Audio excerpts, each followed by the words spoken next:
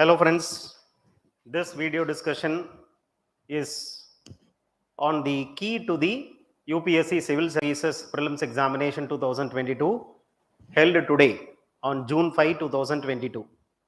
First of all, we will discuss about the polity related questions. Then subsequently our faculty members will give you the discussion, detailed discussion about the subjects of their expertise. Coming to the 11th question, and this is set A. This is set A. Coming to the 11th question, look at this statement. A report of H.N. Sanyal Committee, based on the report on H.N. Sanyal Committee, the Contempt of Court Act was passed in 1971, and this is a correct statement. Additional Solicitor General H.N. Sanyal Committee was constituted based on the recommendation of that. In 1971, this Contempt of Court Act was enacted. So the committee was constituted in 1961 and the law was passed in 1971. So first statement is a correct statement. Now come to the second statement. The Constitution of India empowers the Supreme Court and High Court to punish for contempt of themselves. And this is why we call this High Court and Supreme Court as the Court of Record. Article 129 and Article 215 speaks about the Court of Records. Supreme Court and High Courts are the Court of Records.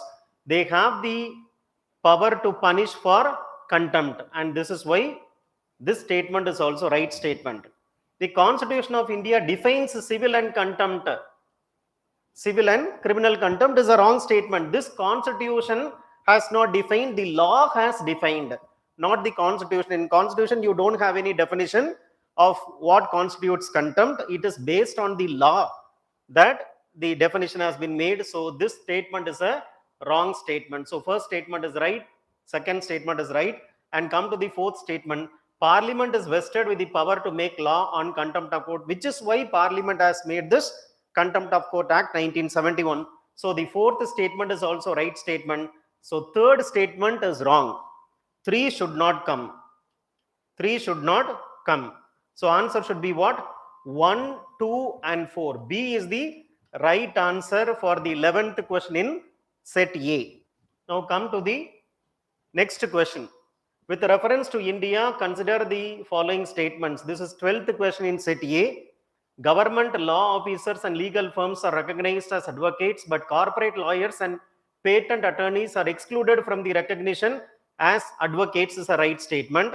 Bar councils have the power to lay down the rules related to legal education and recognition of law colleges, and this is also a right statement, and answer therefore is C. Both 1 and 2 are correct.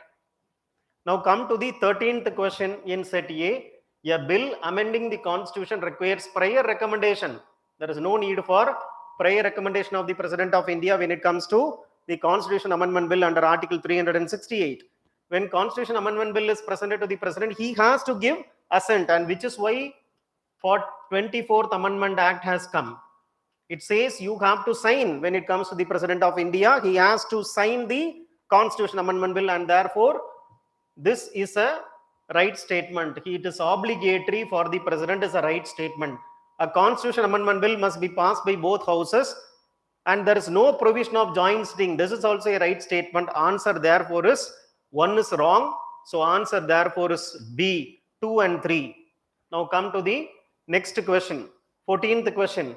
The Constitution of India classifies ministers where there is a definition in the Constitution that he is a cabinet minister or he is a minister with independent charge. There is no such definition or classification of ministers as stipulated by Constitution. Therefore, this statement is a wrong statement. The total number of ministers in the union government shall not be more than 15%. Yes, because of the 91st Amendment Act. This is a right statement. So answer is B, 2 only is the right statement for the 14th question in set A. Now come to the 15th question. Exclusive power of the Lok Sabha, which means that this power is not there for the Rajya Sabha. Special powers of Lok Sabha. To ratify declaration of emergency, you must have to get the approval of Rajya Sabha. So this is not an exclusive power of Lok Sabha. Come to the second, to pass a motion of no confidence. Definitely yes, no confidence motion will have to be passed only in Lok Sabha, which is not available for Rajya Sabha. So second statement is the right statement. To impeach the President of India, you must have to take the support of Rajya Sabha as well. In Rajya Sabha also, you have to pass the resolution by 2/3 of the total strength of the House. So this is not an exclusive power of Lok Sabha. This is there for Rajya Sabha as well. This is also a wrong statement. So answer is 2 only for 15th question. Now come to the next question. Anti-defection law. The law specifies that a nominated legislator cannot join. See, they are playing with the words. They can join a political party within 6 months. They cannot join a political party after 6 months from the date of nomination. So when you read carefully the 10th schedule, this is a wrong statement. She can join, a nominated member can join a political party within 6 months. So it says cannot join within 6 months. In fact, the answer is can join within 6 months, cannot join beyond 6 months. So this is a wrong statement. The law does not provide any time frame within which the presiding officer will have to decide the case of defection. Yes, this is the main problem, that the speaker, the presiding officer, is not deciding the case within a reasonable time frame, and that is why it has come to the Supreme Court of India. The cases, many cases have come. So this is a right statement. There is no time within which the speaker or the presiding officer will have to make a decision under 10th schedule. So answer is 2 only, and that is the right answer. Right. Always be careful which of the statements are correct. Sometimes they'll confuse you. Not correct. So be careful about the question. This is correct statement. 2 is the correct statement. 1 is the wrong statement, and therefore answer is B. Come to the next question. 17th question. Attorney General of India and Solicitor General of India are the law officers who are allowed to participate in the meeting of the Parliament. See, Article 88 says Attorney General of India only can participate. There is no mention about the Solicitor General. Attorney General of India only can participate in the proceedings of the Parliament according to Article 88 of the Constitution. There is no mention about the Solicitor General. So Solicitor General is included, which is why first statement is wrong. If this was not there, only Attorney General is there, then this is the right statement because of the presence of the Solicitor General of India. The first statement is wrong. According to the Constitution of India, Attorney General of India submits his resignation. Where there is mentioned in the Constitution of India that when the government changes, the Attorney General also will have to go. There is no specific mention because the Attorney General of India holds office during the pleasure of the President of India. He is not holding office during the pleasure of the Prime Minister of India, and therefore he is going to stay irrespective of the change of the government. And this is why this statement is what? He will not submit. There is no mention in the Constitution. This is a wrong statement. So this is a wrong statement. This is a wrong statement. Neither one nor two. Both these statements are wrong statements. Now come to the next question, 18th question. Writ jurisdiction. Mandamus will not lie against a private organization unless it is entrusted with a public duty. Definitely yes. Only to enforce statutory legal obligation that mandamus can be issued. Right? That is why it cannot be issued against a private entity. It has to be issued only against a government entity. So mandamus will not lie against a private organization unless it is entrusted with the public duty is a right statement. Mandamus will not lie against a company even though it is a government company. If it is a government company, it becomes a statutory entity and you can enforce mandamus. Only private entity not having any statutory obligation, not having any public duty, they will be coming outside the ambit of mandamus. If an organization is having any statutory obligation, if it is a government company, it is having some sort of legal obligation, which is why mandamus can be issued against that government company. So this, they say that even if it is a government company, you cannot issue mandamus, is a wrong statement. Any public-minded person can be a petitioner to move the court to obtain the writ of quo warranto is a right statement. Yes, anyone can go to the Supreme Court and ask for quo warranto. So what is your authority to hold the public office? They can raise the question. Any public spirited individual can raise the question under this quo warranto. Therefore, the third statement is right statement. Answer 1 and 3 only. C is the right answer. 1 and 3 only for 18th question. Now come to the 20th question. As per the rules of procedure and the conduct of business in the House, the election of Deputy Speaker shall be held on such date as Speaker may fix. Speaker's election will be fixed by the President of India. Deputy Speaker election will be fixed by the Speaker of Lok Sabha. The date will be fixed by the Speaker when it comes to the Deputy Speaker election, and the date of election will be fixed by the President when it comes to the Speaker's election. So the first statement is the right statement. There is a mandatory provision that a Deputy Speaker should be from a principal opposition party or from a ruling party. No, not necessary. There is no constitutional obligation. Dr. Thambidurai from Tamil Nadu was a Deputy Speaker. He was not from the principal opposition party. So this is a wrong statement. There is no such mandatory provision. Wrong statement. The Deputy Speaker has the same power as that of the Speaker when he is presiding, and no appeal can lie against his ruling is a right statement. Definitely yes, whatever power a Speaker has, that will be exercised by the Deputy Speaker when he is the acting Speaker. So this is a right statement. Come to the fourth statement. The well-established parliamentary practice regarding the appointment of Deputy Speaker is that the motion is moved by Speaker and duly seconded by Prime Minister. This is also not there explicitly given in the rules of procedure of Lok Sabha. So answer therefore is 1 and 3 only. Right? A is the right answer. 2 is wrong. 4 is wrong for 20th question in set A. Next, which of the following lake in the West Africa has become dry and turned into a desert? It came in the news. It came in the news that the lake is Lake Fagubine. Fagubine is the lake which is in West Africa. Which country it is in? It is in Mali, right? It is in Mali. So this lake has become dry. It has become a desert since 1970s. It has become a desert. So answer is B for this 23rd question. Next is what? Gandikota Canyon of South India was created by which one of the following river? Penna River is the right answer. Penna River is the right answer for 24th question. A direct factual question. Now come to the 26th question. Levant. Levant is often heard in the news.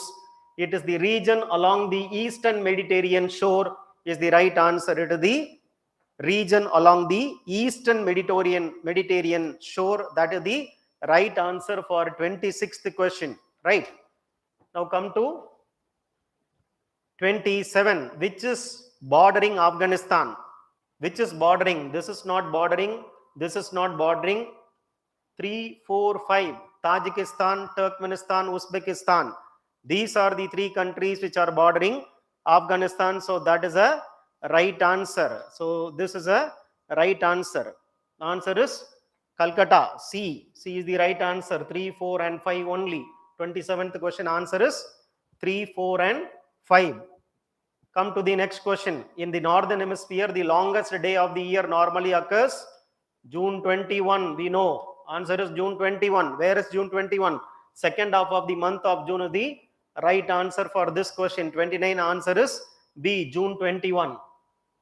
Now come to the next question. 30. Wetland or the lake and location match the following. Hokera wetland. Where is it in? Jammu Kashmir. Right? Renuka wetland is in Himachal. Rudrasagar, Tripura. Sastam Kota is in Kerala. So answer is what? How many pairs are correctly matched? How many pairs are correctly matched? 2 pairs are correctly matched. This is wrongly matched and this one is wrongly matched. 4 is wrongly matched. 2 and 3, 2 pairs are correctly matched. Answer is therefore Bombay. Only 2 pairs are correctly matched. Next question.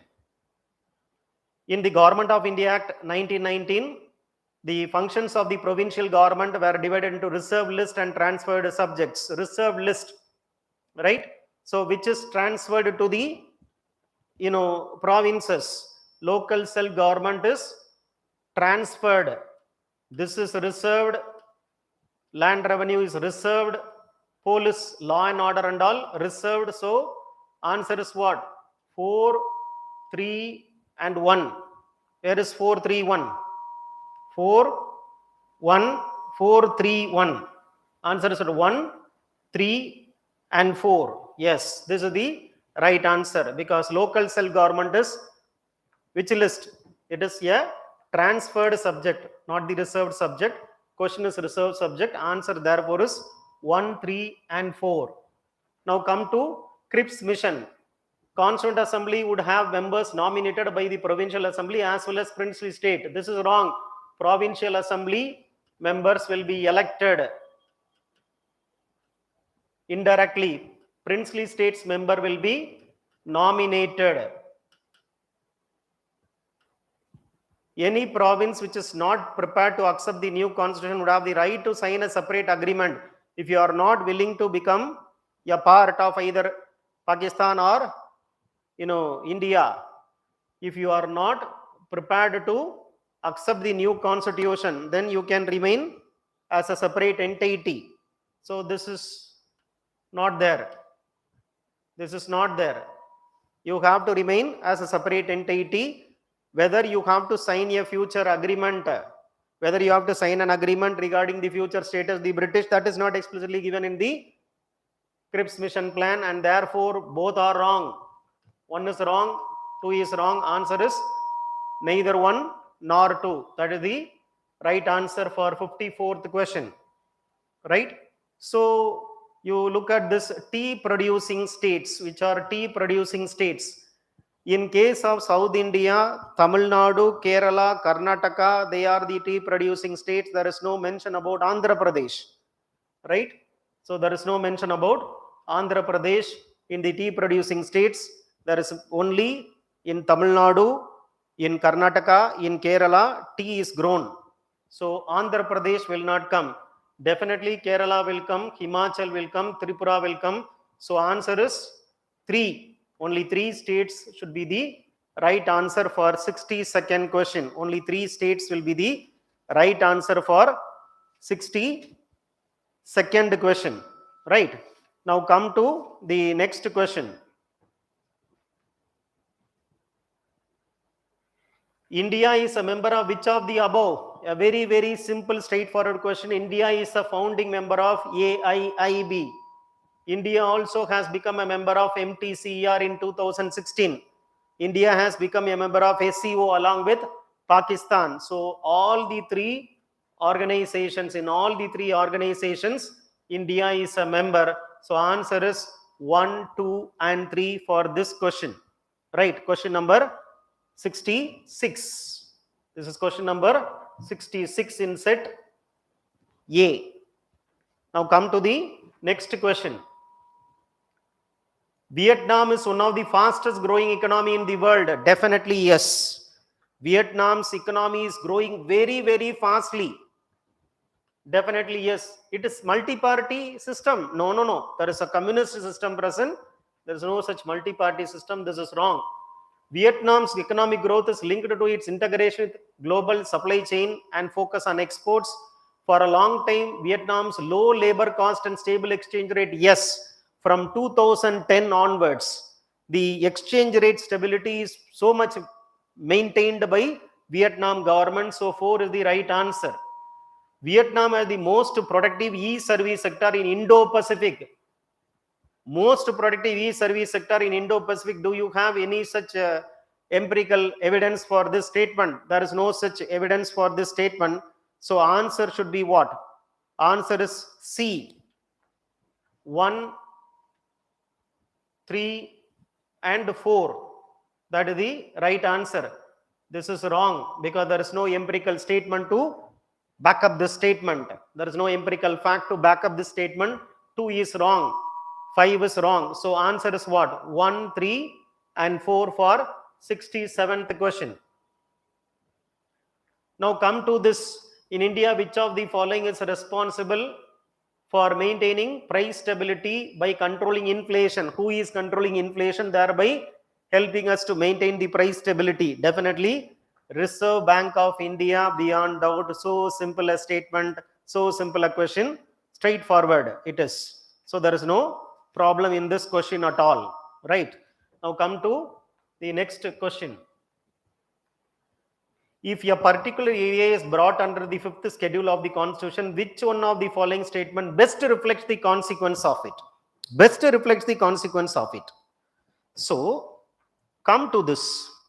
One by one you come. The state having such area would be declared as special category state. Is it a necessary consequence? Definitely, it is not a necessary consequence. This would convert that area into a union territory. By seeing only you will tell no. Definitely. Now, the confusion is between these two. The confusion is between A or B. Now we'll closely look at the A and B choice to decide one. What are the best, which statement best reflects the consequence?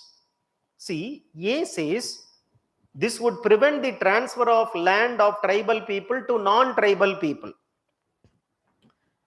It is very clearly given in the fifth schedule that the governor can make regulations regarding the transfer of tribal land. Not only between tribe and non-tribe, even among the tribes. This is what is given in the constitution. You go to fifth schedule, governor can make regulation regarding the transfer of land. He can make restrictions among the tribal people, between the tribe and the non-tribe. Right? So it is governor who may allow the transfer of tribal land to non-tribe. That is also possible. If you go by the wording of the constitution, restrict the transfer of land amongst the tribes and between tribe and non-tribe. That is what is the crux of fifth schedule. So he is having power to restrict. There is no clear-cut mention that he will not allow the tribal land to go to non-tribe. He is only restricting the land transfer. But a very appropriate statement is what? Why for in Constitution of India we have fifth schedule and sixth schedule? Sometimes to guide an answer, you have to go to the basics. The basics is simple. India has many tribal people. So Constitution will have to give self-governance to the tribal people. Aboriginal self-governance is the primary motive of fifth schedule and the sixth schedule. Aboriginal or tribal self-governance is the primary motive of fifth schedule and the sixth schedule. So, between these two, if you go by the basics, it would create local self-governing body in that area. Tribal Advisory Council, TAC. So B is the right answer because the crux of fifth and sixth schedule is aboriginal self-governance. So our choice is B. B will be better than A. So answer is B for 73rd question. Our answer should be B. Now come to this UN General Assembly. It is one of the primary or principal organ of the United Nations. UN General Assembly can grant observer status to non-member states. Yes. Even though you are not a member of United Nations, General Assembly can give you observer status. You just have to recall Palestine was given observer status. It is not a member state of United Nations. So this is a right statement. Intergovernmental organizations can become an observer. Definitely yes. European Union is an observer of United Nations because of the status granted by General Assembly. So this is a right statement. Permanent observers can have a mission at the UN headquarters. Only permanent observer can have a mission. They can maintain missions at the UN headquarters. This is also a right statement. So all the three statements are right statements for this question 78. Answer is 1, 2 and 3. Now come to this UN clause. United Nations Convention on Law of Sea. Very, very easy. Very easy. Right? So up to 12 nautical mile, it is called a territorial water. Beyond 200 nautical mile, it is called as what? Exclusive economic zone. when it comes to the territorial water,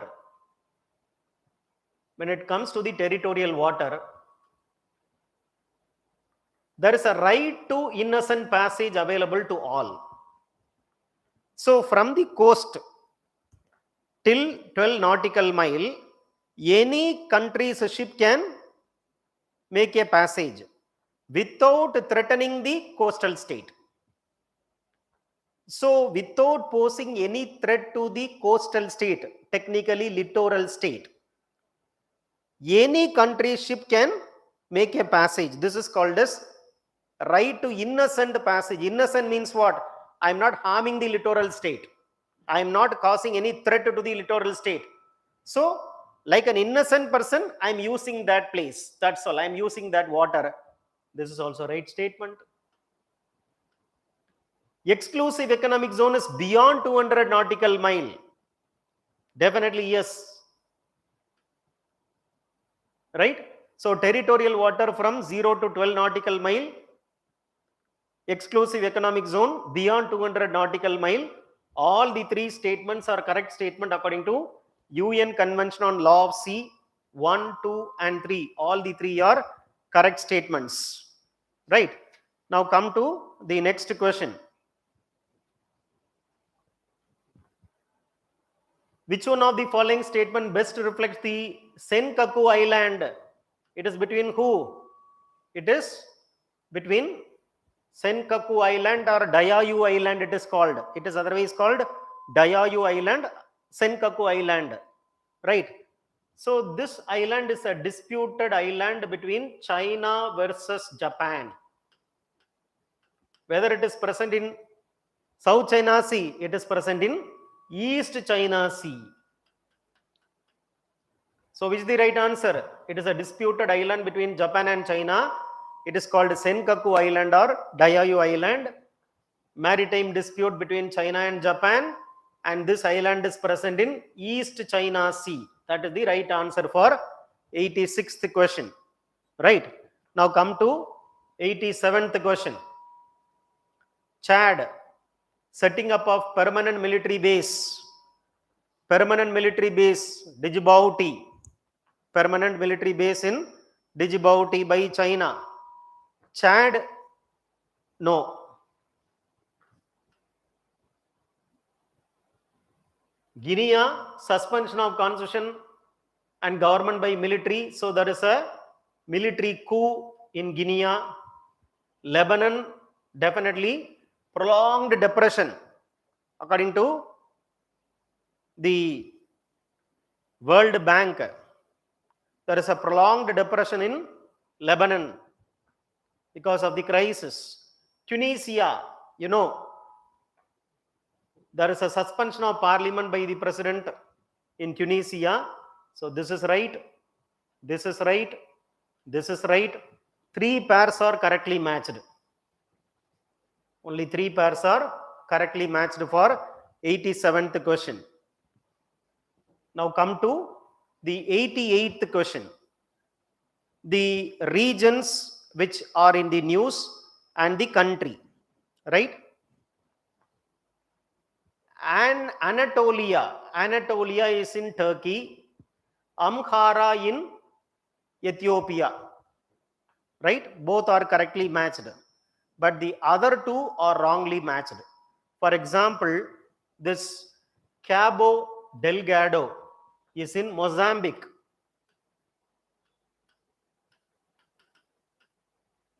and Catalonia, easy, where? Spain. So this is wrong and this is wrong. How many pairs are correctly matched? 2 pairs are correctly matched. Only 2 pairs. Right? So these are some of the questions which I have discussed. The remaining questions will be discussed by our expert faculty members. I wanted to tell you one thing very clearly, that the cutoff mark is very low when you see the 2021 paper, as it was officially communicated by UPSC some time back. The cutoff is so low, right? So let us hope for the best. Be optimistic. Believe that you can get that, 90, you can get that 80s to 90s range, and start focusing on your main examination preparation. Of course, 1 or 2 days, this fever will be more for you regarding how many marks I will get in the cutoff. After 24 hours, I would say that keep this prelims cutoff, prelims answer key and all aside, keep it aside, and start focusing on your main examination. Right? So, as told, the next discussion will be done by our expert faculty member. Stay tuned. Thank you for watching this video.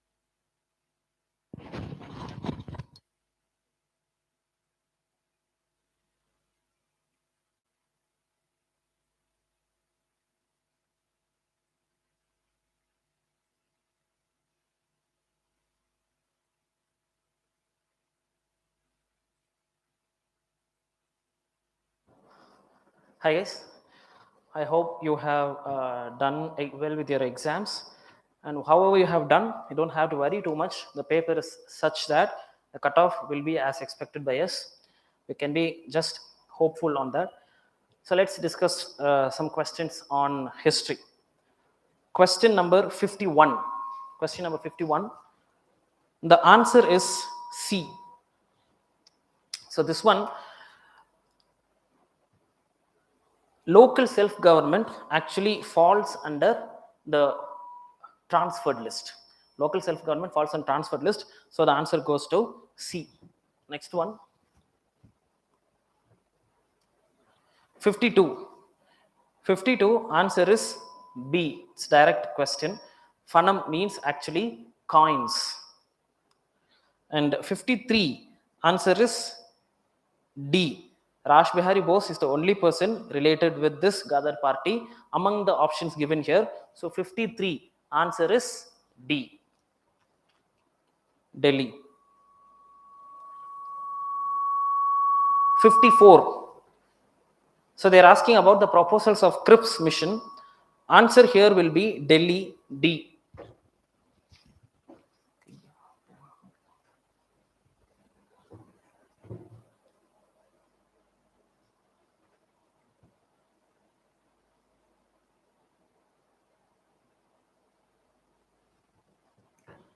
Answer will be D, Delhi. This is because actually the first option becomes wrong because provincial assemblies elected, they did not nominate. So this is thing. And second point, those who are not willing to accept the constitution, they can just form their own state. There's nowhere mentioned such as they have to sign a separate agreement with Britain. So that is why answer goes to neither one nor two. Answer 55.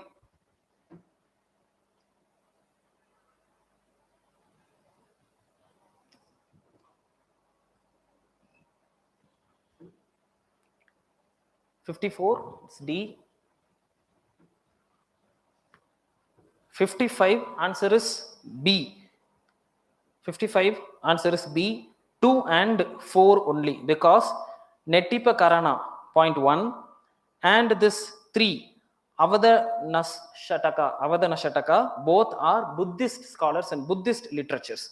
They are not Jaina text. So answer is 2 and 4, B.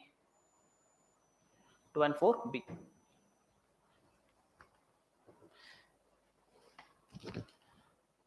And then 56, they are asking the historical person and what are they known as. 56, answer is C, where only 2 pairs are correct. That is Aryadeva. Aryadeva, he was a Mahayana Buddhist monk.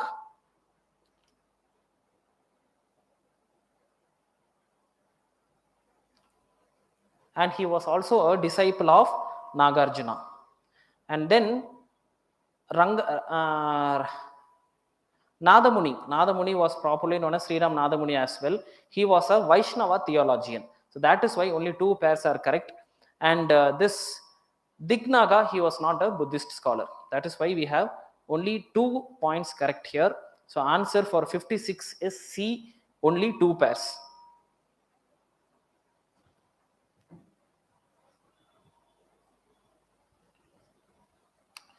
And next one is 57. 57, answer is 3 only. Because during Balban's reign, Mongol invasion occurred twice actually. In 1279 itself, there was an army of Mongols. They crossed the river Beas and entered inside. But at the same time, this Mongol army was defeated by the troops of Muhammad and Bughra Khan. And the point 2, second point, there was a battle, and that battle was called as Battle of Kili during the reign of Alauddin Khilji. But Alauddin Khilji was able to protect Delhi. Delhi was not savaged or ransacked at that time. So answer is D, 3 only. And 58, with reference to Indian history, they are asking for Kula Dharan, and option is Sayyids, D. This Sayyid dynasty people, the Sayyids put a pointed cap which was called as Kulla, and they were, since they wear those Kulla, Sayyids were called as Kulla Dharan. So that is why Kulla Dharan is option D, Sayyids.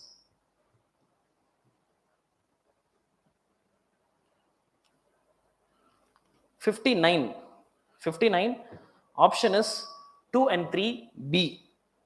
This is because why option 1 is wrong, because Gajapati rulers, they were not at this period at all. They ruled from 1434 to 1541. They ruled from 1434 to 1541.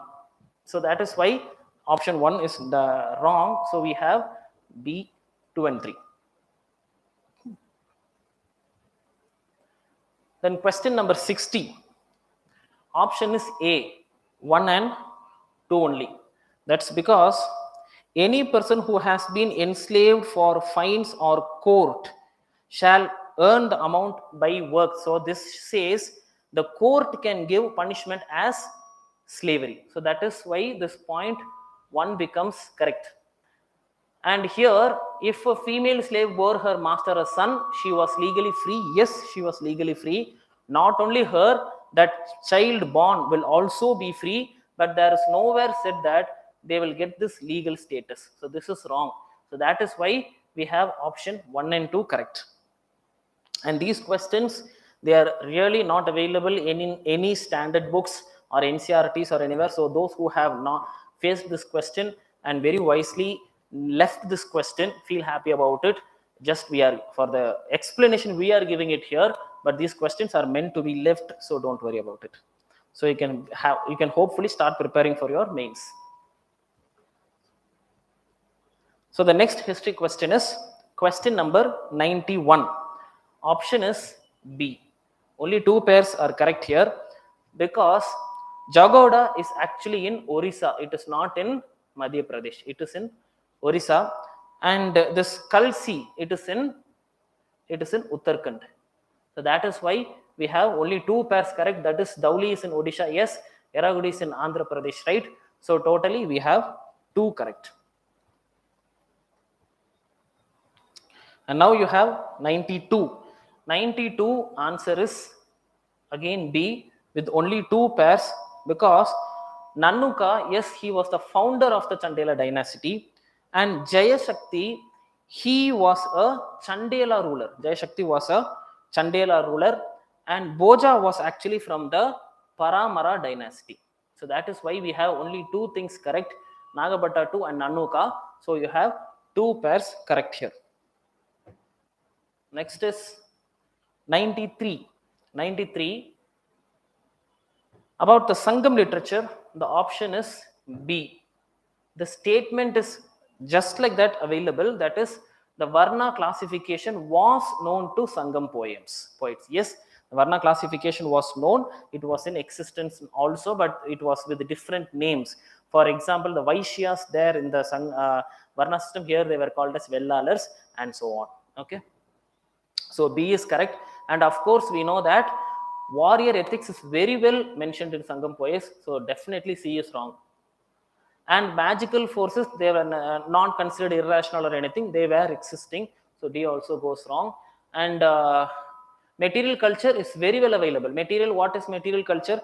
That's things like pottery, art, culture. Those things show the lifestyle or history of a particular group of people or a particular era. So that is very well available. So that is why option B is right.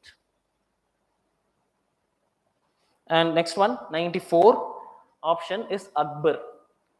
So Yoga Vasistha, it is a book which is the conversation between sage Vasistha and his student, and this was translated into Persian in various times actually, during the period of Akbar, during the period of Jahangir, during the period of Dara Shukla also it was there. But for the first time, Nizamuddin Panipati, he was asked by Akbar to do this translation to Persian language. So answer is Akbar. And again, this question, this was not found in any of the NCERT books or any standard books that we refer for UPSC. So these questions you don't have to worry about too much. If you have wisely left these questions, you can feel happy about it. You don't have to worry. And next one is 95. Option is A. And this question, you should have taken some time and thought and answered very well, because just like that, we know any Bhakti saint, not only just Ramanuja, Bhakti saints insisted on just devotion. You don't need anything else, you don't need knowledge, and knowledge was considered as not at all needed for salvation. So devotion was the only thing that was needed. So answer is A. It's a straightforward answer, 95. And this question was expected, and in the class as well we mentioned that these questions are going to come because of the current affairs, and we have guessed it right. The questions have come. And then 96. Yes, it is one of the Jyotirlinga shrines. We expected and we asked you to learn about the Somnath Temple. It is in news. You will be getting questions about it. We explained about it as well. And yes, we have got the question also. And yes, Somnath Temple is described by Al-Biruni as well. And this one, Pran Patishta, that is like in Tamil Bhumi Puja போடுறோம்னு சொல்லுவோம் பார்த்தீங்கன்னா அந்த மாதிரி. So this one, yes, it was done for the present new Somnath Temple, but it was done by Dr. Rajendra Prasad, not Radhakrishnan. So that is why option goes to A.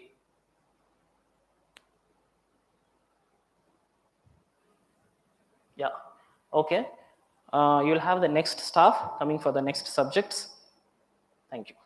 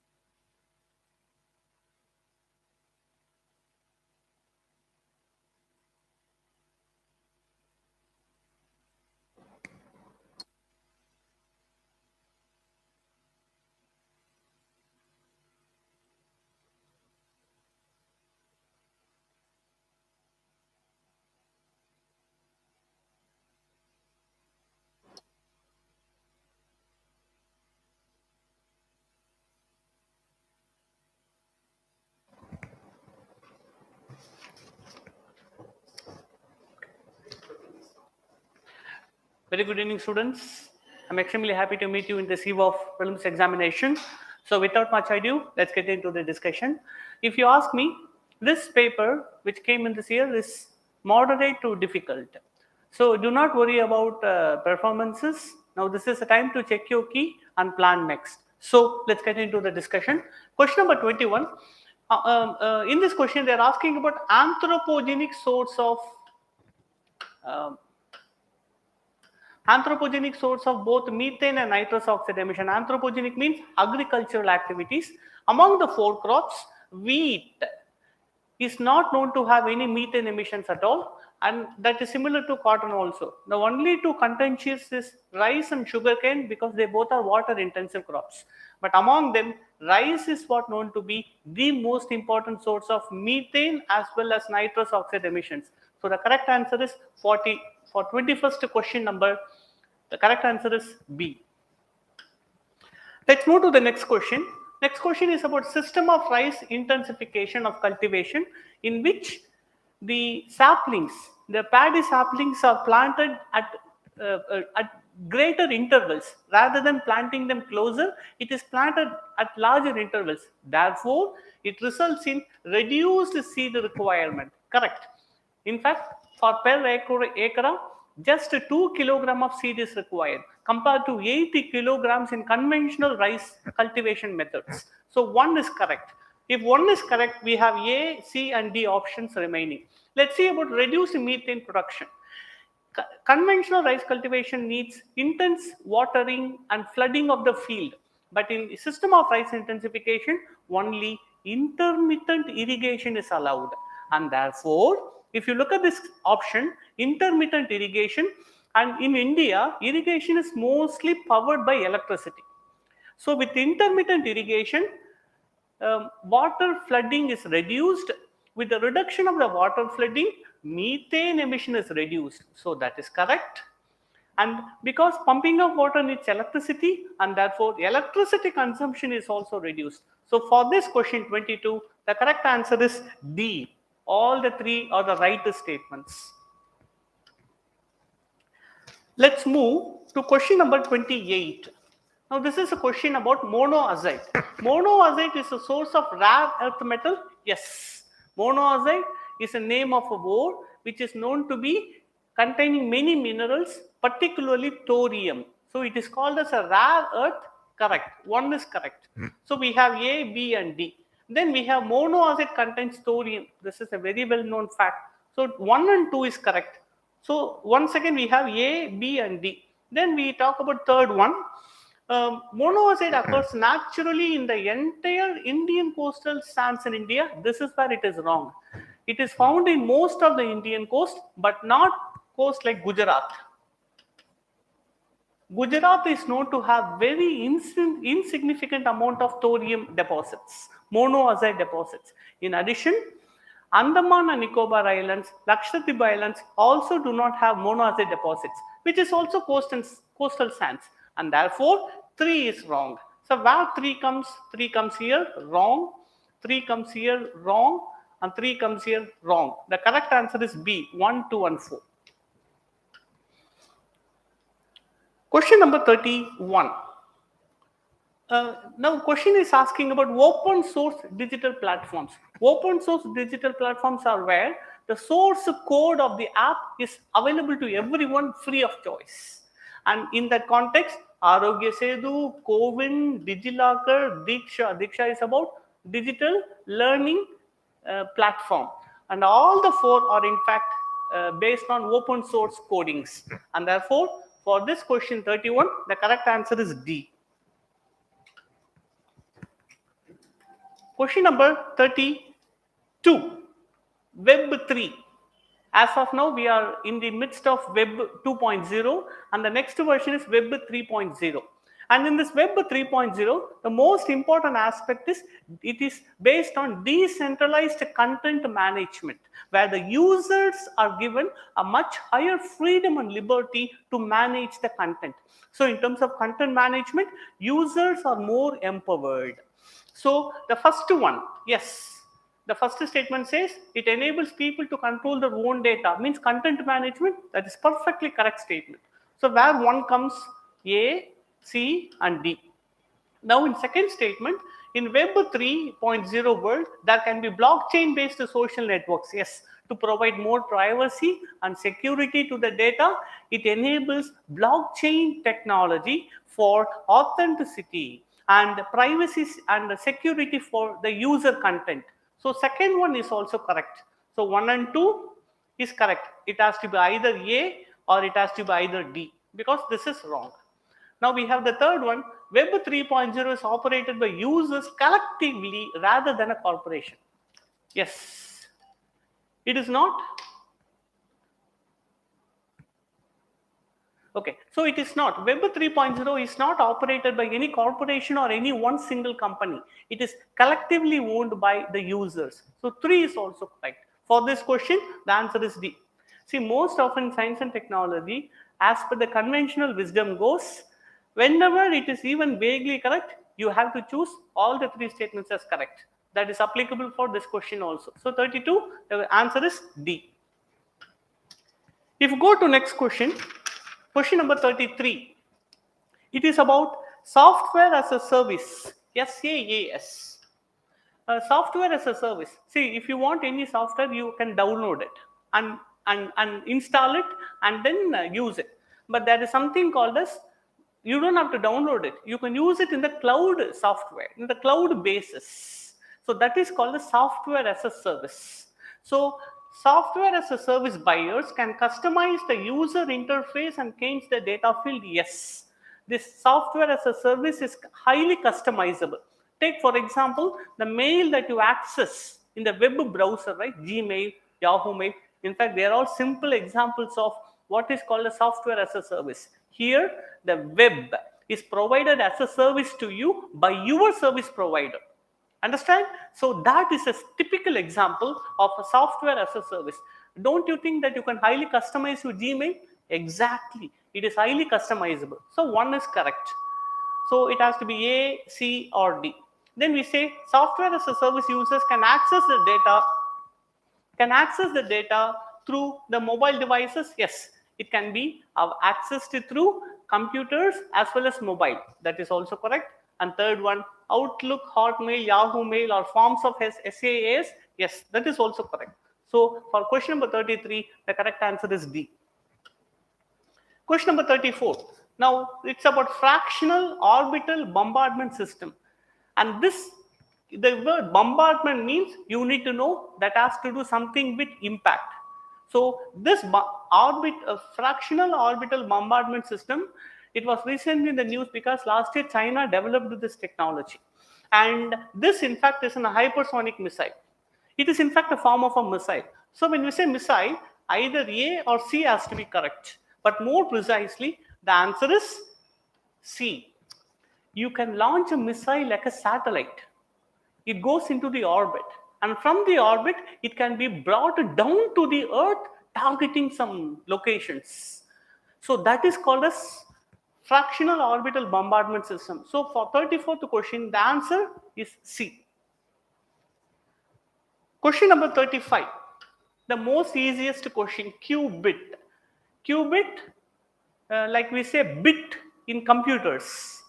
In quantum computing, the basic unit of computation is qubits. So qubits is in fact the unit, computational unit in quantum computing. So question number 35, the answer is B. Question number 36. Short range devices or technologies. Question number 36. Short range devices are radio based devices which works within a short range, and they are also known to work with a low power. The main point is they avoid interference. That's what the main thing is, because the functioning of one device should not interfere with the functioning of another.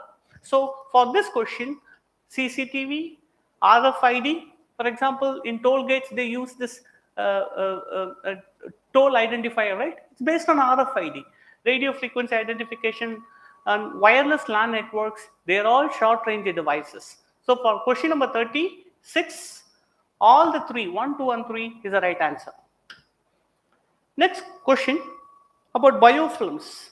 Biofilms is, sometimes you would have seen a thin sticky and slimy growth on the buckets that you use it in bathrooms. That sticky growth, shiny growth is what called as biofilms, and that biofilms can form even in the implants we keep in our body. For example, pacemakers. For example, catheters. So there are certain implants we keep in our body, and there also biofilms can grow. So first statement is absolutely correct. Biofilms can form on medical implants within human tissues. Correct. This most often happens with urinary tract organs. In urinary tract organs, biofilms are known to happen. And second, biofilms can form on food and food processing surfaces. Yes, that is also correct. They can form on food and food processing surfaces also, because biofilm formation is important agent of food contamination. So 2 is also correct. 1 and 2. The third, biofilms can exhibit antibiotic resistance. Yes, the most important threat of biofilms is antibiotic resistance. So all the 3 are correct. Question number 37, D is the right answer. Question number 38. This question is about probiotics. The simple example for a probiotic is curd, because in curd we take a live organisms. Now remember that and answer this question. First statement says probiotics are made up of both bacteria and yeast. Most of the probiotics is made up of bacteria, with only one exception, yeast, Saccharomyces. So first statement becomes correct, because Saccharomyces is a yeast and that can be used as a probiotics. So therefore 1 is correct. Now we can eliminate this, we can eliminate this. Now we need to see whether 3 is correct or not. Then the answer is done. Probiotics help in the digestion of milk sugar. What is called as a milk sugar? Lactose. And probiotic bacteria, probiotic organisms can help in the better digestion of the lactose, because there are some people called as lactose intolerance. And for these people with a lactose intolerance, probiotics help in the digestion. So 38th question, 3 is correct. The answer is C. 1 is correct and C and third is correct. Okay. Then question number 39. In the context of COVID-19, this is a question about vaccines. So this is a very unique strategy of UPSC. What was very hot debated topic last year, because last year where the vaccination started, they didn't ask the question last year, but this year they asked the question. So Covishield, is it manufactured by Serum Institute of India? Yes.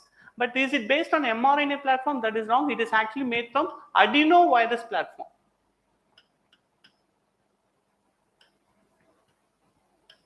Adenovirus platform. Adenovirus, you can think, sir, what is this? Adenovirus is a DNA virus. So it is not mRNA, it is DNA. So therefore 1 becomes wrong. And it's very simple. See, 1, wrong, wrong, wrong. The correct answer is B. 2 and 3 only. So 2 is correct, 3 is correct. So 39th, the correct answer is B. Let's move to question number 40. This is one of the most expected topic, because in this year, for the last 3-4 months, there is an intense solar storm reported. So what are the impacts of solar storm? The most important impact you can see, second, if you see question number 40, you can see second one, tsunamis occur. When tsunami occurs, when there is a tectonic activity, when there is any disruption in the tectonic plates, or when there is underground or volcanic eruption. It is in these 2 cases, not in any other cases, and therefore 2 is wrong. Okay, so 2, wherever 2 comes, strike it out. Now the correct answer is C. 1, 3, 4, 6 and 7. So 40th question, these are all easy questions. So 40th question, the correct answer is C.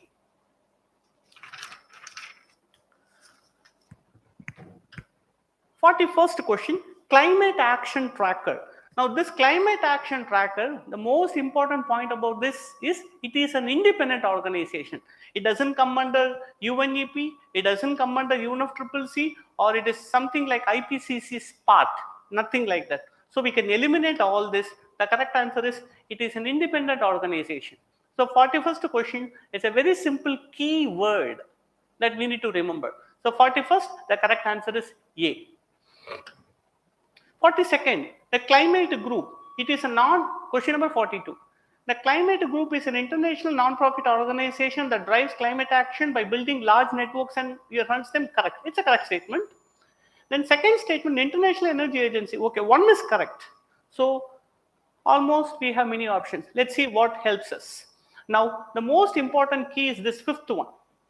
Because in this fifth one, when you say International Energy Agency is the secretariat to the under 2 coalition, the climate group, the question we seen earlier, right? Climate group, it is an independent organization. You remember that? We discussed that in the last question.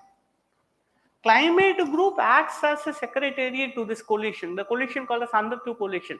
So 5 is a wrong statement. So wherever 5 comes, 1, all is struck out. The correct answer is B. 1, 3, and 4. For question number 42, the answer is B. Question number 43.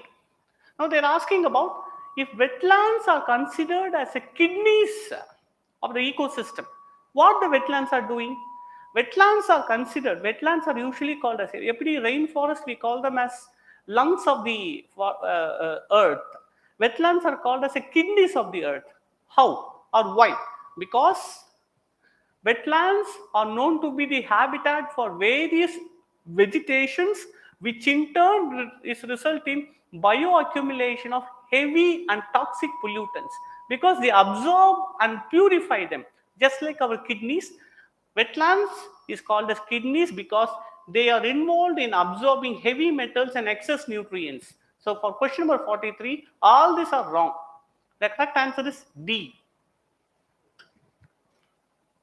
Question number 44 about World Health Organization Air Quality Guidelines 2024.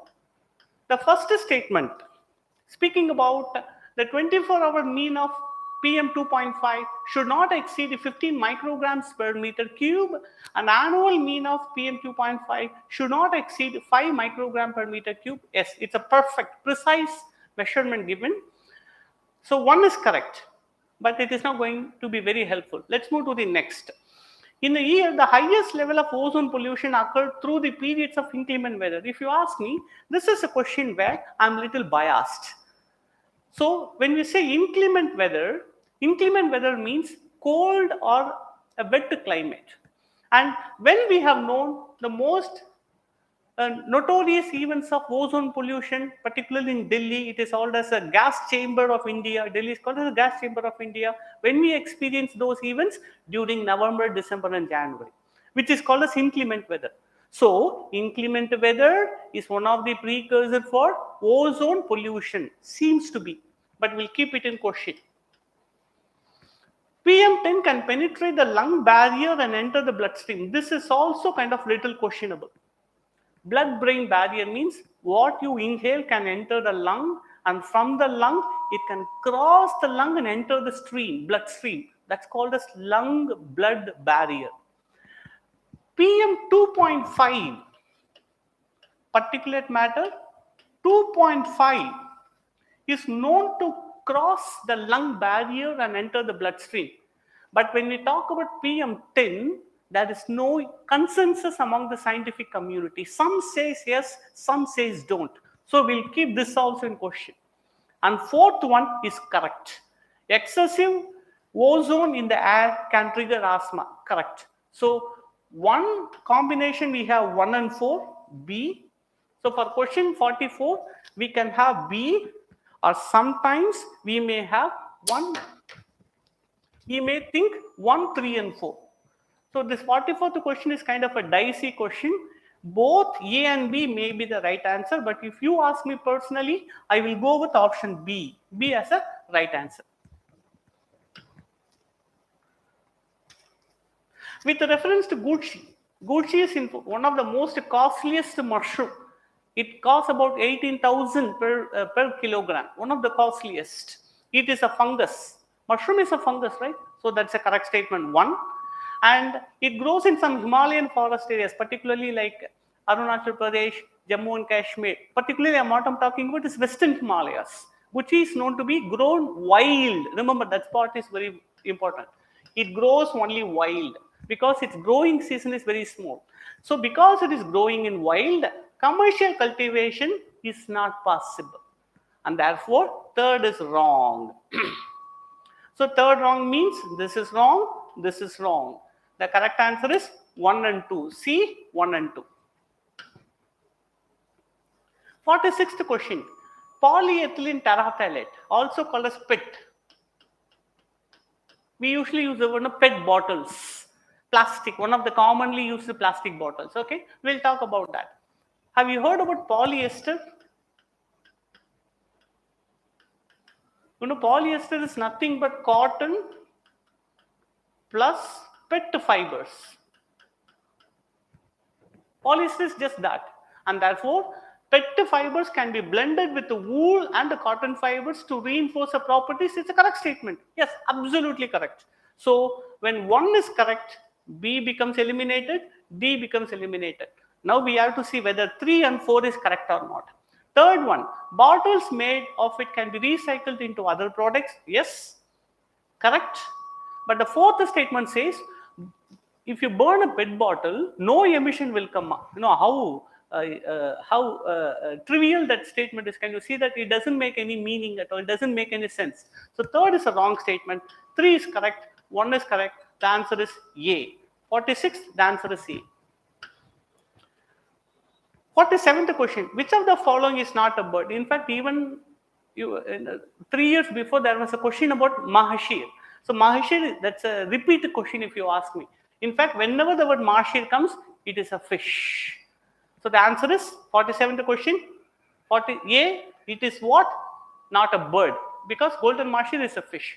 47A is the answer. Question number 48. Which of the following are nitrogen fixing plants? Now, this is also, it seems easy, but I have to accept it's difficult. In fact, among them, spinach is the only plant which is not known to fix atmospheric nitrogen. But the contrary point, spinach is considered to be the most nitrogen intensive plant. You need to give a lot of nitrogen to it, which means it cannot fix nitrogen. So 6, wherever comes, eliminate it. It comes here, it comes here, it comes here. The only answer left option is A. So the answer is 1, 3 and 4. 1, 3 and 4. These are the nitrogen fixing plants. So 48, the answer is A. Biorock technology. This is a technology that has often been in the news in the recent times. Biorock technology, immediately you need to associate. It is with artificial coral reef building process. So 49th, restoration of damaged coral reefs. Even it has been undertaken in Gujarat, it has been undertaken in Tamil Nadu. So 49, the answer is A. 50, the Miyawaki method. This is also another very famous topic known to all. Urban forest restoration, urban forest regeneration. Because urban spaces are very small. There are a lot of pollution. There is not much light available. For all these constraints, Miyawaki method is the most right answer for that. Because in many metropolitan cities, including Chennai, Mumbai, Miyawaki method is used to grow forest in urban landscapes. So 50th question, where comes creation of mini forest in urban areas? C. 50th question, C is the right answer.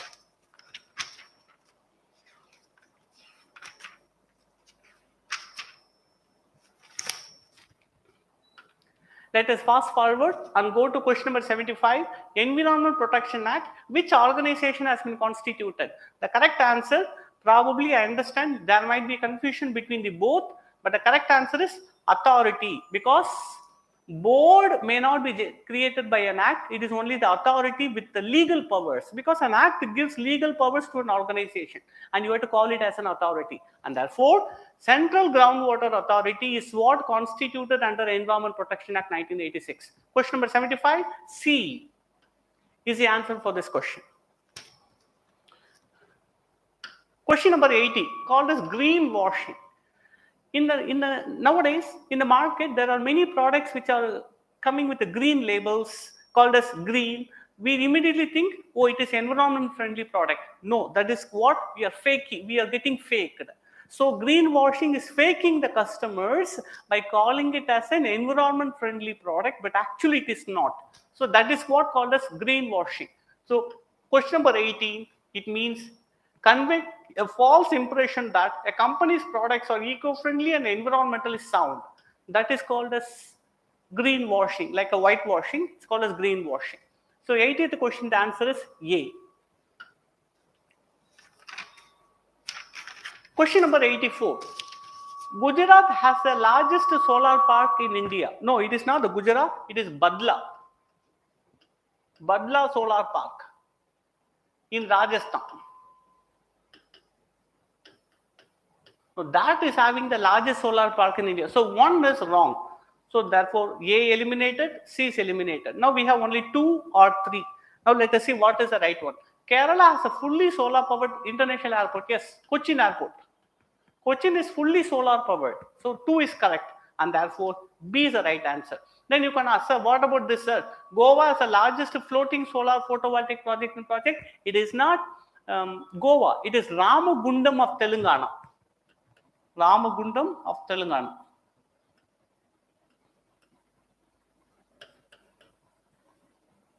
So for this question number 84, the correct answer is B, 2 only. Then question number 89. This is a little tricky question. With reference to Indian laws about wildlife protection, consider the following statements. Wildlife are the sole property of the government. See, whenever any elephant destroys agricultural field, the government is giving compensation to the farmers. Why? Because wildlife is a property of the government, and if the wildlife destroys the property, the farmers can sue the government, and the government is liable to pay the compensation. And this, it's not something randomly. In fact, Wildlife Protection Act, Section 39, it confers that wildlife, in fact, is considered to be the property of the government. Even in 2012, Bombay High Court has given a similar verdict that yes, the wildlife is a property of the government, and any compensation to the damage caused by the wildlife should be borne by the government. So 1 is correct, and therefore B should be eliminated and D should be eliminated. Now what we have? 1 and 2, 1 and 3. Let's see that. When a wild animal, excuse me. So second statement, when a wild animal is declared protected, such animal is entitled for equal protection whether it is found in protected areas or outside. See, in Schedule 1 animals or Schedule 2 animals under Wildlife Protection Act 1972, whether they are inside the forest or outside the forest, they enjoy the equal protection. Does it mean that tigers are protected only inside the national park? If the tigers are coming out, anybody can attack it? That's wrong. That doesn't make any sense, right? So 2, whether it is found inside or outside the protected area, they enjoy the equal protection. So second is correct, and therefore A is the right answer. So 1 and 2 is the right answer for this question number 89. 89, the answer is A. Question number 90. Certain species of which one of the following organisms are well known as cultivators of fungi? We all think that humans are the first one who is known for agriculture. No, in nature it is not the humans. Ants are the first farmers. It's not the humans, because ants can cut the leaves, take it inside the hive and allow it to rot. That allows a fungi to grow, and they eat the fungi. So fungi are the first farmers. Ants are the first farmers.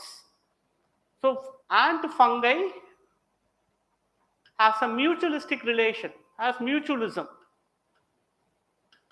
So 90th question, the answer is A.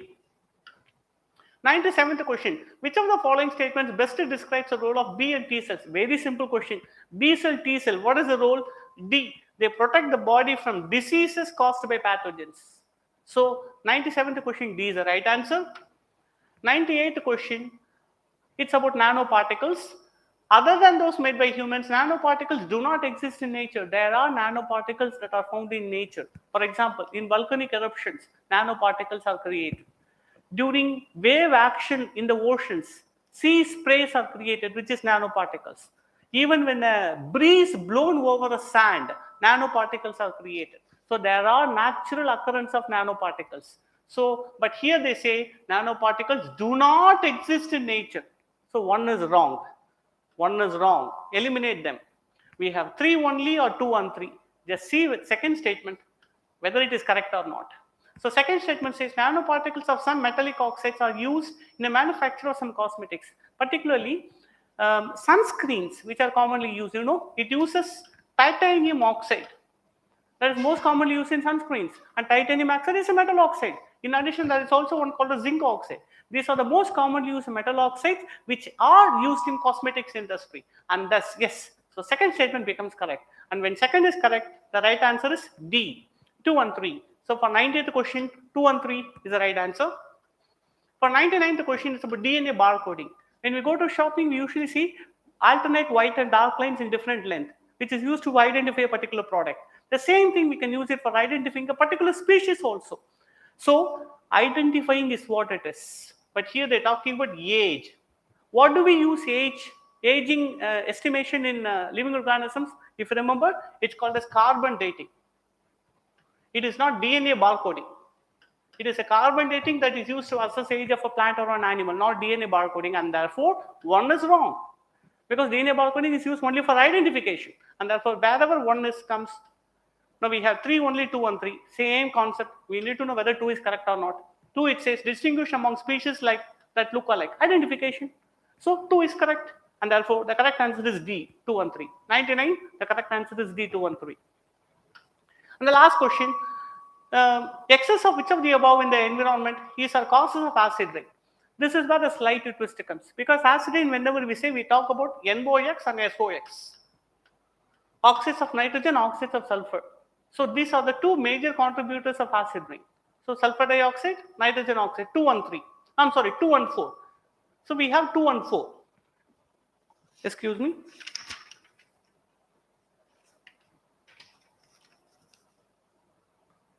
So we have options 2 and 4. So correct answer is B, 2 and 4. 100th question, the answer is B, 2 and 4. But I also have a small dilemma in this question also. In the 100th question, there is a second doubt. I already had one dilemma question earlier, but I would like to say dilemma here also. When we take this first option, carbon monoxide can get oxidized in the atmosphere and become into carbon dioxide. And the carbon dioxide can interact with the water to form carbonic acid. Carbonic acid can result in acid rain. So therefore, this may also contribute to acid rain. You may think, sir, you are overthinking, sir. Now tell me, sulfur dioxide directly results in acid rain? No. Sulfur dioxide results in formation of oxides of sulfur, which in turn interacts with water, then forms sulfuric acid. There also you are thinking about what happens next, right? Here also the same thing happens. So therefore, it might be 1, 2 and 4, or it might be, I'm sorry, it is either B, 2 and 4, or it might be D, 1, 3 and 4. But if you ask with the way generally the question goes, I will give 90% success to B and remaining 10% probability to D, 1, 3 and 4. So with this, we come to the end of this discussion. I hope you guys have done well. It's okay. Don't worry about that. You are right now in the pressure of having given an exam. Go and take rest, and we have it tomorrow. We'll see there. Thank you.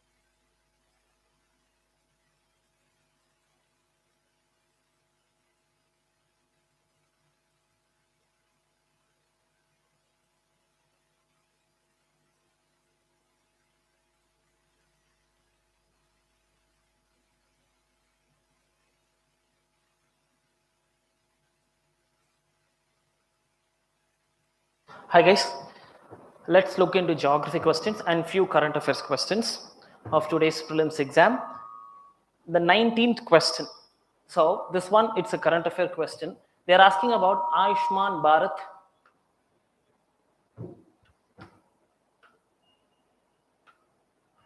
They are asking about Ayushman Bharath digital mission.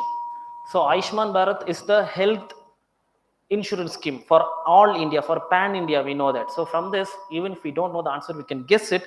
It's going to be pan India. Taking that, so definitely for this Ayushman Bharat scheme, already we have private and public. So probably we'll have private and public as well here. And the aim is universal health coverage. Yes, it is true. And it has probability across the country, that is it is pan India. Yes, of course it is pan India. So option we go with D.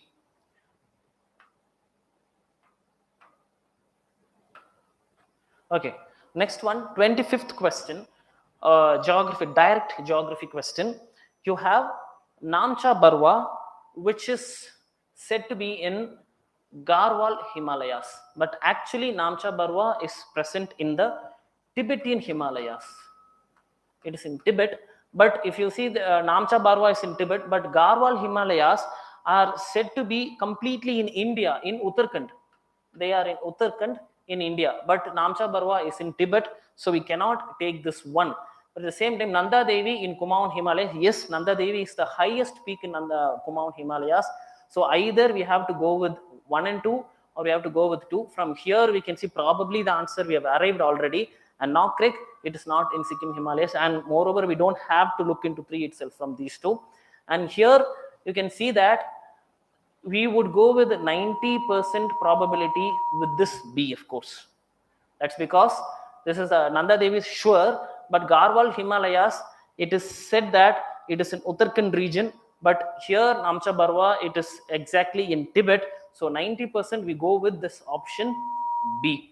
So there's a small probability, here's a dilemma as well. There is a 10% probability that we can, it might be 1 and 2, but we will go with option B. 70th one, option is A. Only one pair is correct, because Ghataprabha, it is actually in Karnataka, Indra Sagar, it is in Madhya Pradesh, and Maito, it is in Jharkhand.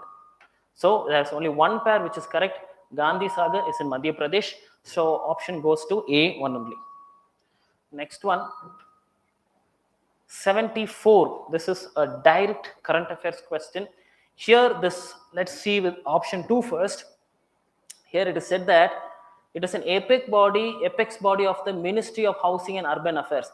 The question says it is under the Ministry of Housing and Urban Affairs. No, this is not under the ministry, but it is supported by this ministry. UPSC sometimes dwells deep into such questions, very rarely. So this option becomes wrong.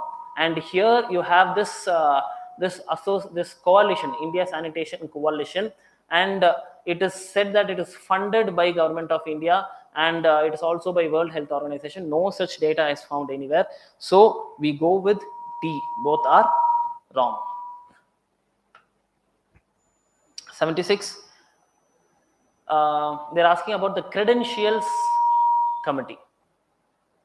This one, it is not under the Security Council. No, the Credentials Committee, as the name suggests, and moreover, this is in news because of the Afghanistan issue where Taliban took over as the government. So any government that forms in any country, the United Nations, when the government is supposed to join with UN. Oh, interference. Okay.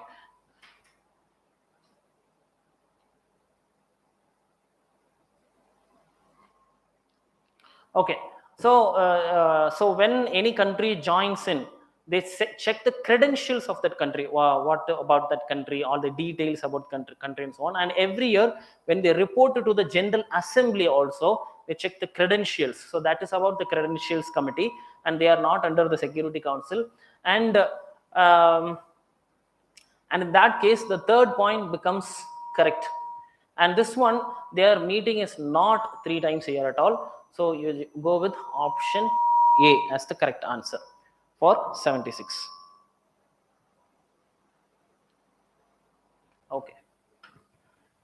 Next we go to 77, about the polar code, which is frequently was in news this time, but this word polar code was not very obviously seen outside, but it's just the code for safety of shipping operations in the polar waters only, and so it is option A. And then you have 79. Okay, the T board, yes, it is a statutory body because it is set up under the Act of T Act of 1953, T Act of 1953, and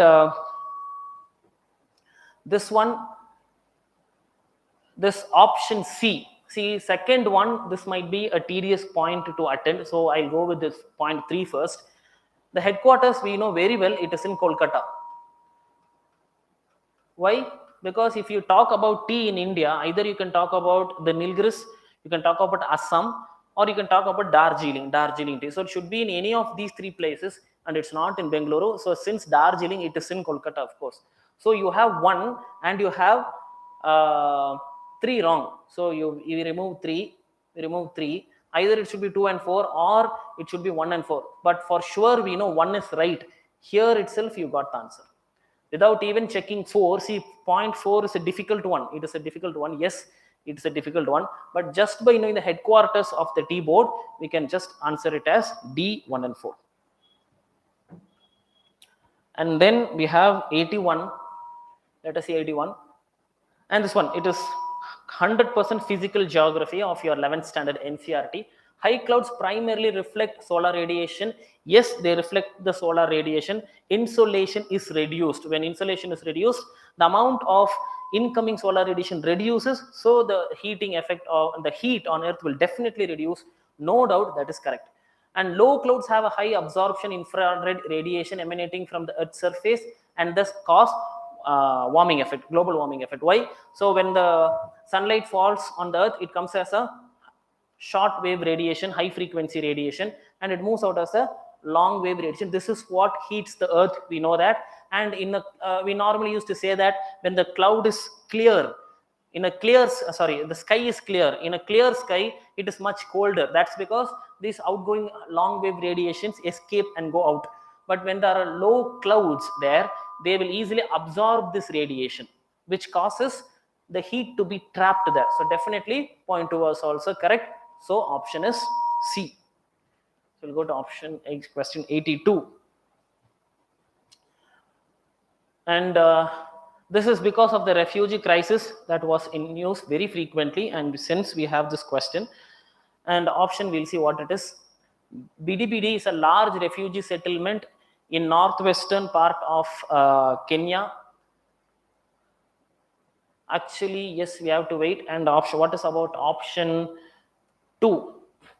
Some people who fled from South Sudan civil war live in BDBD. Yes, South Sudan refugees, yes, they are in the BDBD refugee camp. Yes, and some people who fled from civil war in Somalia live in the Dadaab refugee complex in Kenya. This is because this was in news that there was a settlement, or there was an agreement between Somalia and Kenya for this particular issue. So definitely option 2 and 3 are right. So just from direct current affairs from the newspaper, we can answer C. If we don't know option 1 also, we can go to answer C.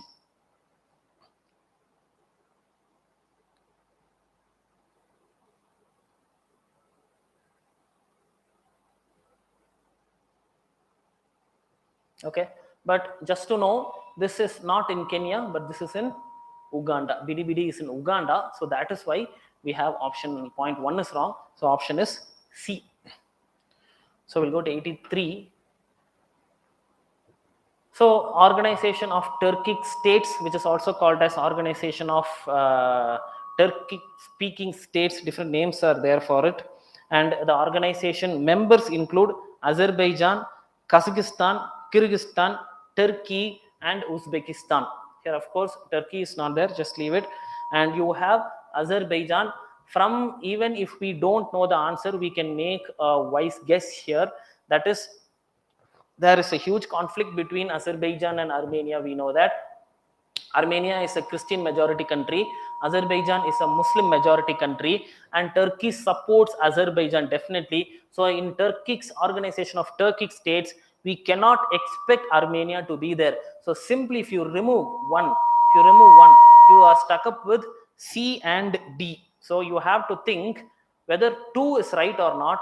Probably Azerbaijan is going to be there. So that, because it is a Turkish supported state, simply from a vague current affairs, we will definitely know 2 is there. So, but coming back to D, you can see 3, 4, 5. See, Croatia, Romania, all those are European country states. They are European states. They are like Christian majority states, and probably it is going to be Azerbaijan, no doubt. With that, we can answer it is going to be C. Even if you don't know the answer, we can think, because the conflict between Azerbaijan and Armenia, everyone know about it. Using that, we could answer this question. And let's go back to 84. And this one, it is like one question which we could answer. Such a question is asked in today's paper, and this is that Gujarat has the largest solar park. No, we know it is not Gujarat, it is Rajasthan. So we remove one. So we are stuck up with the 2 only, or we are with the 3 only. So Kerala has a fully solar powered international airport. It was like a huge news. It was really huge in news. So we definitely know B is the answer. And this one, Kerala's Cochin International Airport is the first airport in the world that would be running fully on solar power. Okay, so that is why option B is right. Thank you. And in the next following session, we will be discussing with economic questions. Please wait for that. Thank you.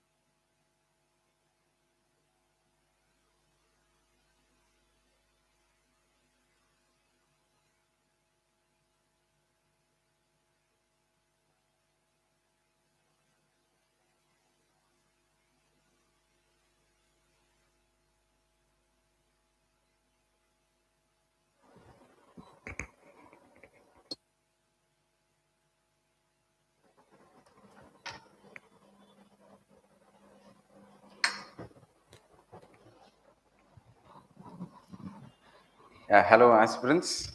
I hope the exam went well. And the last lot, that is economics, is what we are going to discuss. So we'll just do a quick go through the key, and maybe after some time we'll have a detailed discussion about what the statements are. So today's discussion will be very quick. We'll just point out what the key is, what the correct answer is. So question number 1, as you know, this is set A. I think this is the set A question.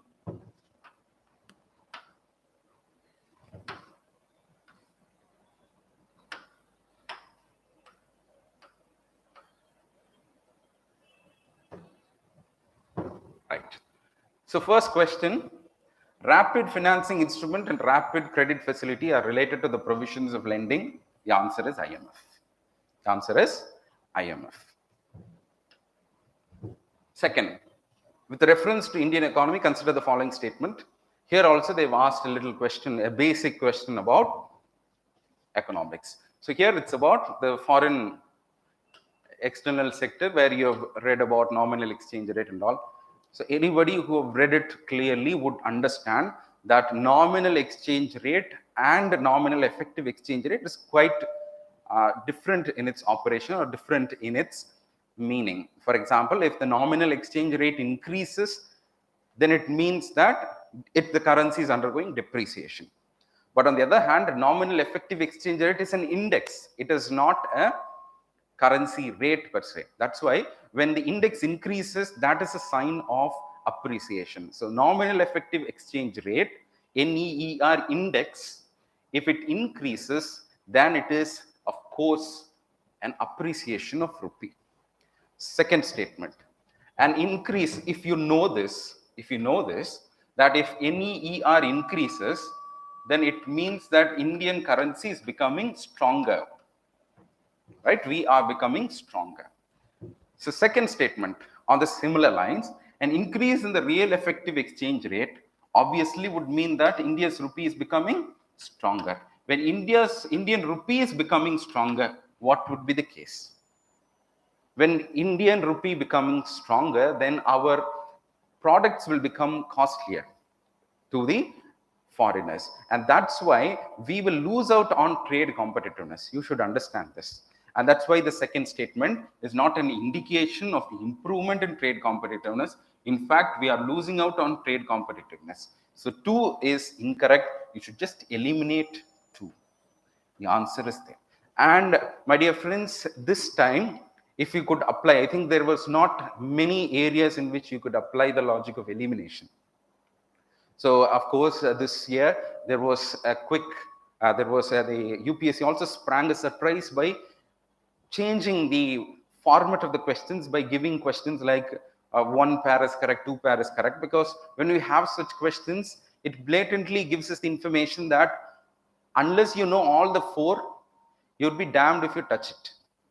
Clear? So the probability of the people who are going to attend that is going to be very, very less, and you also should wisely have chosen to leave those questions. But there were certain areas in which elimination techniques can come handy, and I could feel that it was very handy in the case of economics. So 2 is incorrect. 3 obviously is correct. An increasing trend in inflation. Inflation means it eats into the purchasing power, and of course the near and the rear will of course show some kind of divergence. So 3 is correct. 1 is correct.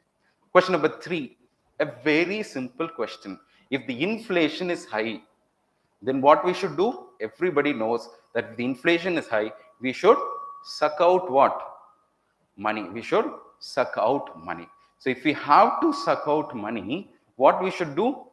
We should sell securities. We should not buy securities. When we buy securities, more and more money is put into the market.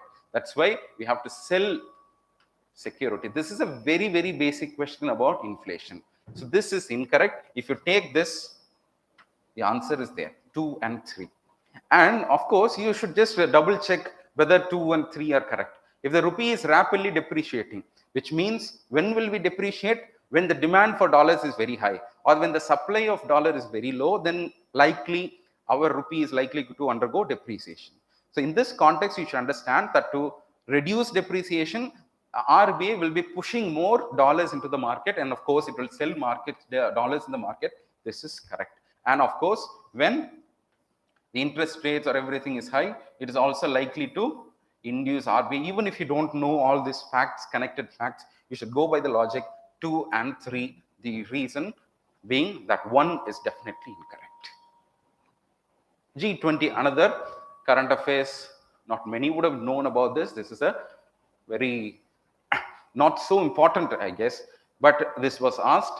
The answer is only if you know the facts, you can get it right.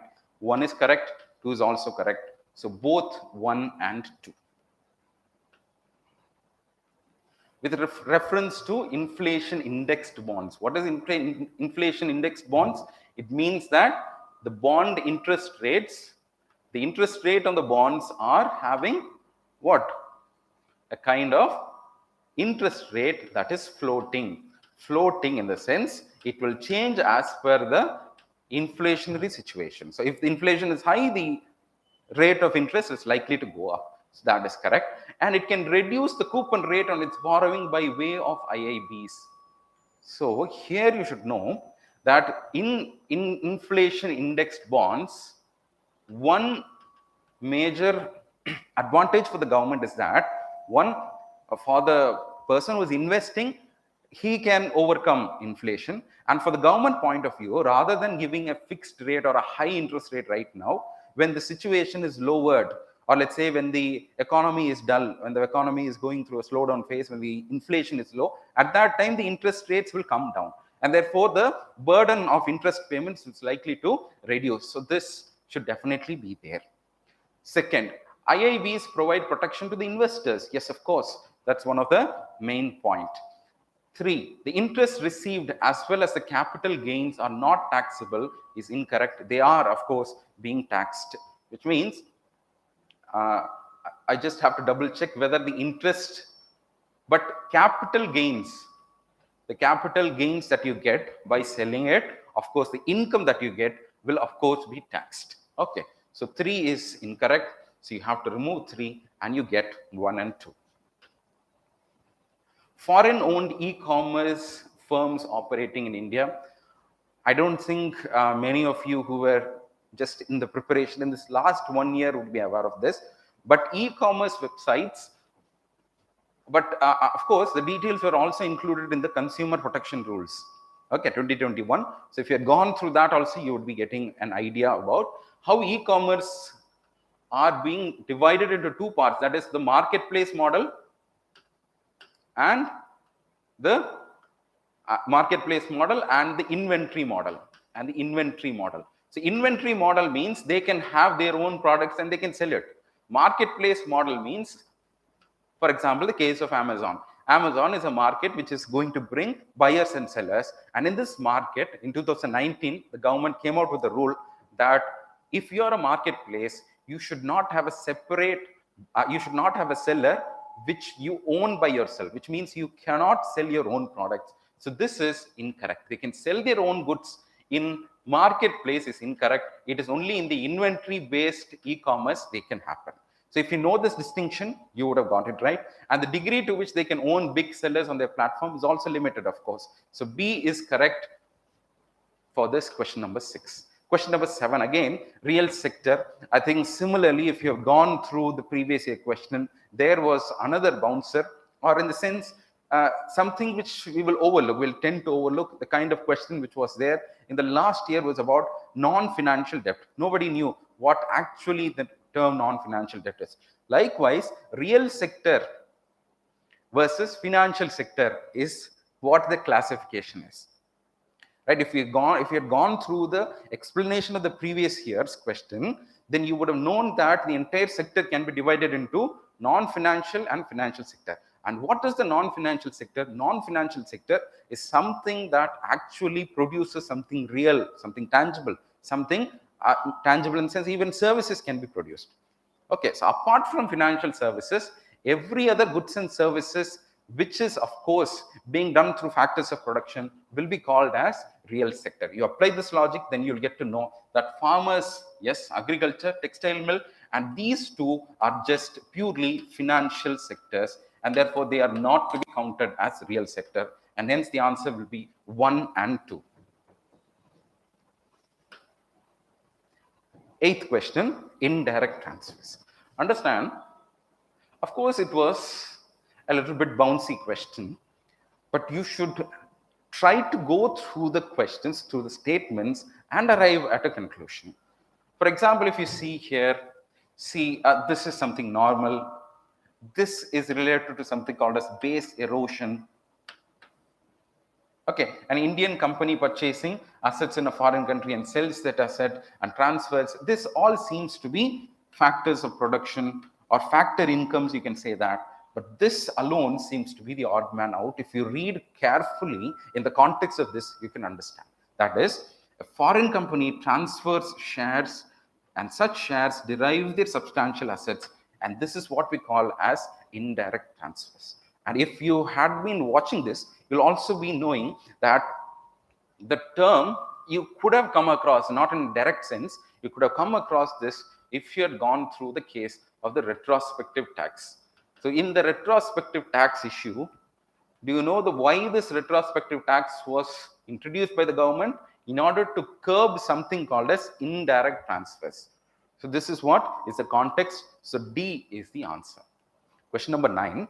Which of the following expenditure is correct? Which of the following according to the government? So usually we will be having a balance sheet statement related to the government, related to the balance of payments. This is what we will be studying, because in this context only we'll be reading capital expenditure, revenue expenditure and all. Here they've just asked a very simple commerce question as to commerce and accountancy question as to what will happen in regards to a company, what is the norm. So one, any new technology is a capital expenditure? Yes, of course. Okay. Second, debt financing is considered as capital expenditure, while equity financing is considered as revenue expenditure is incorrect. So equity financing, you do know that equity is all part of the capital market, isn't it? But there seems to be some kind of ambiguity over the word debt financing, whether they are talking about the finances that that is accruing to the company, or the financing that is related to its expenditure. So these kind of ambiguity is there, but to plainly put it, I guess that this is incorrect. So this is incorrect. 1 is definitely right. So the answer is 1 only. Question number 10. With reference to Indian economy, consider the following. A share of household savings goes towards the government's borrowing. Is it right? Don't try to overthink this statement. There is nothing wrong. They're just plainly putting a statement. That is, whether people's savings are going into investments or not. Don't think about direct, indirect and all. Of course, we are a part of the huge savings economy, and it is our money which the bank is investing in the form of government securities. So this is definitely right. Dated security. A very simple question. What is dated security? Long-term securities. Right? So long-term securities over more than 1 year, 5 years, 10 years, that is the kind of dated securities.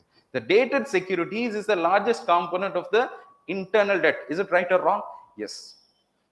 I remember that even in the mock tests also, I had framed a similar question in which we had asked a question that the internal debt of the government of India is mainly from short debt instruments. No, it is incorrect. Then the answer would be long term. So here they've asked about long term. So 1 is correct.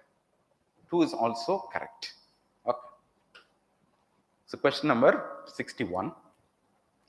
Tight monetary policy of the US Federal Reserve could lead to capital flight. Yes. Right? All the fears, all the discussion about Fed tapering, and all is there. It's a very simple question. When they are tightening, when they're increasing the interest rate, there will be a flight of capital from India. Second, or let's say you don't know about 3, devaluation of the domestic currency. What is devaluation? From 70 rupees, so 75 rupees, you have made it 80 rupees. What will happen to those who had external commercial borrowings, who had borrowed from abroad? Now they have to pay more because they, let's say, they had borrowed $1,000. Now the interest rate, because the exchange rate has been devalued, now they possess a very high risk now. So currency risk does not decrease, it rather increases. So 3 is incorrect. You get 1 and 2. Again, an elimination technique coming into play. So 63rd question, credit, here also you see a very simple question. You need not be worried about this. All you need to do is apply the logic on statement number 1. Credit rating agencies are regulated by Reserve Bank of India. Definitely not. We do know that it is SEBI. Okay. So 1 is incorrect. Again, go by elimination. You get 2 and 3. Bank Board Bureau. Bank Board Bureau. I think in one of the mock tests also we had this question, same question related to this. The governor of the RBI is the chairman of the BBB. No, definitely no. Again, you see, the answer is quite coming out to be very easy once you know 1 or 2 basic statements. You need not be worried about this and this, but just go and cross check. Of course, this is what is the main intention of the Bank Board Bureau. It also helps in this purpose. So 1, 2 and 3 are correct. Convertible bonds. So convertible bonds, you do have that when we come to debentures, we will say convertible debentures and non-convertible debentures. What are convertible debentures? They can be anytime converted into equity. So equity, this is a kind of a protection that is given to the investors, but NCDs, non-convertible debentures, sometimes will not attract, and therefore the company will be issuing a higher interest rate for what? Non-convertible bonds. So conversely, we can apply it. Here they are not saying that must pay, but they are just saying as there is an option, convertible bonds can pay a lower interest rate. Obviously, logically, if you think this is correct. The option to convert into equity offers a degree of indexation against rising consumer prices.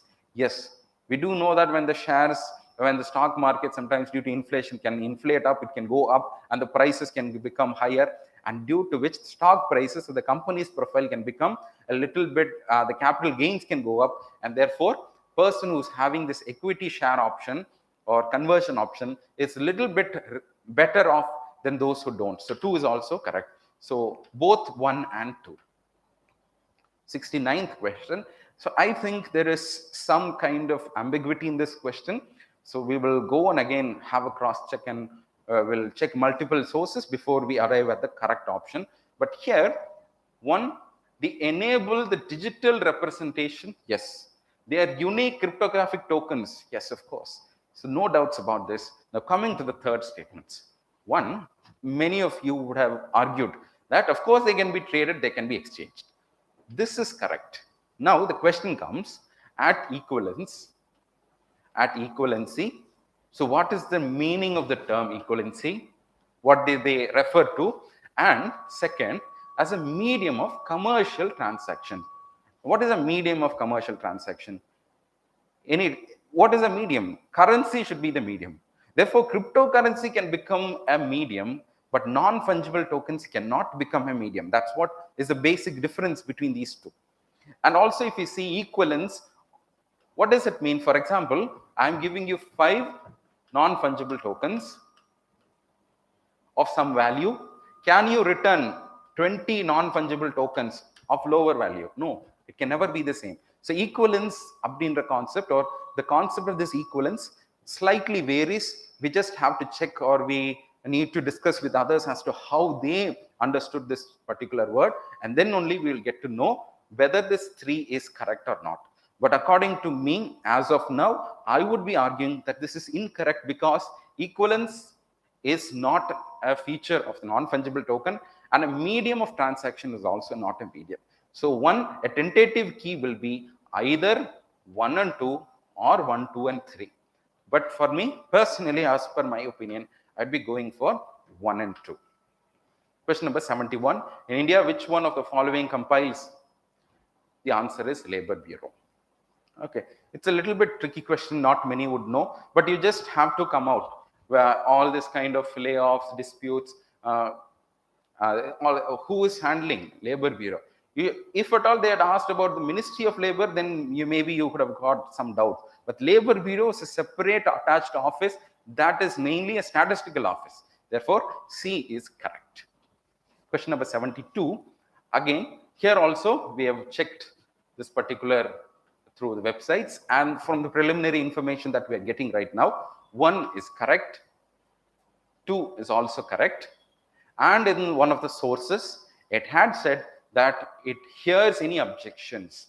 So 1, 2 and 3 are certain information that is related to an organization called as the Coal Controllers Organization. We don't know about 4. We are just trying to check whether this 4 is also related to it, or if and if that be this case, we don't have an option called as 1, 2, 3 and 4. So whether 3 and 4 can be contradicted or not, we do not know. But for now, a 1, 2 and 3. Okay, so that's all for I think there was another question related to T-board, I guess.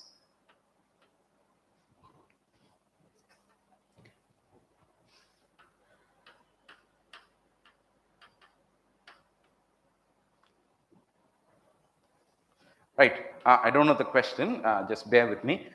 There was another question regarding this T-board, I think.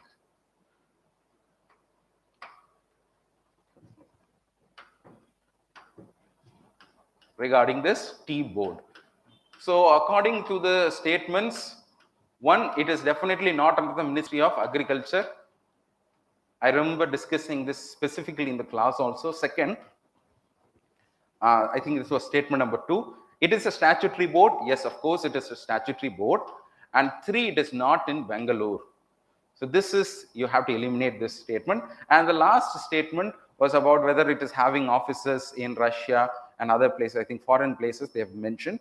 That is also true. So I think the option will be 1 and 4. For the question, the T-board question, it will be 1 and 4. Right. So thank you. And before ending this discussion, I just want to make note that whatever be the outcome of this discussion, don't be worried, don't be anxious, just take a rest.